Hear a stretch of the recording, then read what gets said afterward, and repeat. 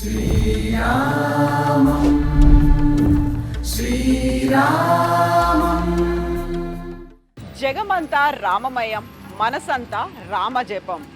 జనవరి 22, 2024లో కోట్లాది మంది ఎదురు చూడబోతున్నటువంటి ఒక రోజు ఆ కళ సాకారం కాబోతోంది. కొన్ని ఏళ్లుగా దశాబ్దాల తరబడి జరుగుతున్నటువంటి ఒక పోరాటానికి ఆ రోజు ప్రత్యక్షంగా అందరూ రామ్ లల్లాని దర్శించుకోబోతున్నారు. అందుకు సంబంధించి ప్రస్తుతం మనం ఉన్నాము రామ్ సేవాపురంలో. ఇందులో ప్రత్యేకంగా కనిపిస్తున్నవి నా పక్కన ఉన్నవన్నీ కూడా శిలలు, వివిధ ప్రాంతాల నుంచి వచ్చినటువంటి శిలల్ని మనం ఇక్కడ చూస్తున్నాము.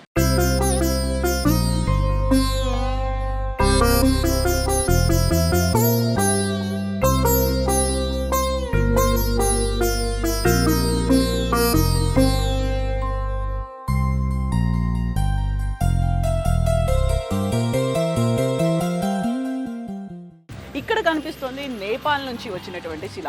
సో ఇక్కడ రామచంద్ర ప్రభుకి సంబంధించి విగ్రహ ఏర్పాటులో ఏ శిలను ఉపయోగిస్తారు? గ్రానైట్ని ఉపయోగిస్తారా, లేకుంటే బ్లాక్ స్టోన్తో ఉన్నదాన్ని ఉపయోగిస్తారా?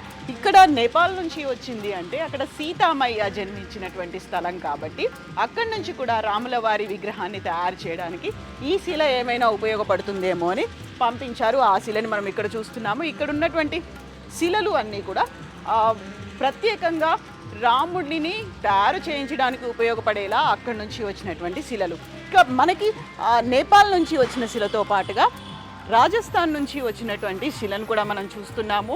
గలేశ్వర్ ధామ్ దగ్గర నుంచి వచ్చినటువంటి ఆ శిలతో పాటుగా అండ్ ఇక్కడ రాజస్థాన్ నుంచి వచ్చినటువంటి శిలలు, రాజస్థాన్ సే అయి 3 శిలాయ, ఇక్కడ 3 రకాల శిలలు కనిపిస్తున్నాయి. ఈ 3 రాజస్థాన్ నుంచి వచ్చినటువంటి ఈ 3 శిలలు. సో గ్రానైట్ ఉంది అండ్ పింక్ గ్రానైట్ ఉంది. గ్రానైట్కి సంబంధించి ఏది సెలెక్ట్ చేస్తారు? ఓవరాల్గా అయితే ఇక్కడ రామ్ లల్లా విగ్రహ ప్రాణ ప్రతిష్ఠ జరగబోతుంది జనవరి 22న. అక్కడ 3 రకాల విగ్రహాల్ని ఎంచుకున్నట్టుగా రామ్ జన్మభూమి తీర్థక్షేత్ర ట్రస్ట్ వెల్లడిస్తోంది. అందులో ప్రత్యేకంగా 2 బ్లాక్ స్టోన్తో తయారైతే 1 గ్రానైట్తో తయారైంది. ఏది ఫైనల్ చేస్తారు? 17న బహిర్గతం కాబోతుంది. అప్పటిదాకా ఆ విగ్రహానికి సంబంధించి రూపురేఖలు కావచ్చు, ఒక ఫోటో కావచ్చు, బయటికి వెల్లడించట్లేదు. సో మనం నేపాల్ నుంచి చూసాము, ఆ తర్వాత రాజస్థాన్ నుంచి వచ్చిన దగ్గరది శిలని కూడా చూసాము. సో ఇక్కడ మనకి కనిపిస్తోంది కర్ణాటకకి చెందినటువంటి శిల. సో ఈ శిలలు కూడా అతి కీలకంగా కాబోతున్నాయి. ఏ శిలని ఎన్నుకుంటారు అనేది. సో 3 రకాల విగ్రహాలను అయితే సెలెక్ట్ చేశారు. అందులో 2 బ్లాక్ స్టోన్ ఉంది, 1 గ్రానైట్ ఉంది. ఇప్పటిదాకా ఒక అఫీషియల్గా ఫైనల్గా ఒక కామెంట్ అనేది రాకపోయినప్పటికీ కూడా రామ్ లల్లా విగ్రహం అనేది బ్లాక్ గ్రానైట్తో ఏర్పాటు చేశారు అనేది, అది కర్ణాటకకి చెందినటువంటి విగ్రహం అనేది.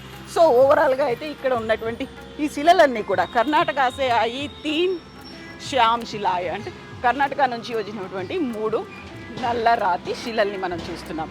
సో జనవరి 22న ఈ రాళ్ళకి సంబంధించి, ఈ శిలలకి సంబంధించి ఏది విగ్రహంగా మారింది, ఏ శిల ఉపయోగపడబోతోంది అనేది జనవరి 15న తెలుస్తుంది.